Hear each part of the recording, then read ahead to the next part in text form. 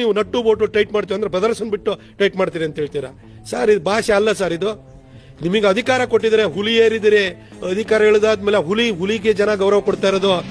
ಕೆಳಗಿಳಿದ ಕೂಡ ಹುಲಿನೇ ನಿಮ್ಮನ್ನು ತಿಂದಾಕ್ಬಿಡುತ್ತೆ. ದಯವಿಟ್ಟು ಅಧಿಕಾರದಲ್ಲಿ ಇರುವಾಗ ದರ್ಪವನ್ನು ತೋರಿಸ್ಬೇಡಿ. ಕನ್ನಡ ಸಿನಿಮಾ ಆಕ್ಟರ್ಗಳ ಬಗ್ಗೆ ಮಾತಾಡಬೇಡಿ.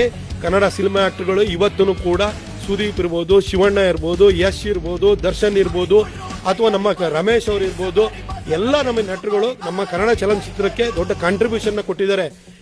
ನೀವು ಮಾಡೋ ಯಾವುದೋ ಪ್ರೋಗ್ರಾಮಿಗೆ ಬಂದಿಲ್ಲ ಅಂತ ಹೇಳಕ್ ಹೋಗ್ಬೇಡಿ. ನೀವು ಬೇರೆ ಬೇರೆ ಭಾಷೆಗಳಿಗೂ ಹೋಗ್ಬಿಟ್ಟು ನಮ್ಮ ಕನ್ನಡದ ನಟರು ಒಳ್ಳೆ ಕೆಲಸನ ಮಾಡಿದ್ದಾರೆ.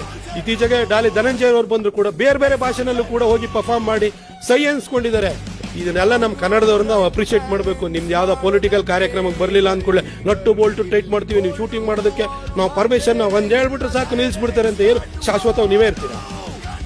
ನೀವೇ ಇದ್ರ 2023ವರೆಗೂ ನಿಮ್ದು ಟೈಮ್ ಮುಗೀತದೆ, ನಿಮ್ದು ಮುಗೀತದೆ, ಆನಂತರ ಬೇರೆಯವ್ರು ಬರ್ತಾರೆ.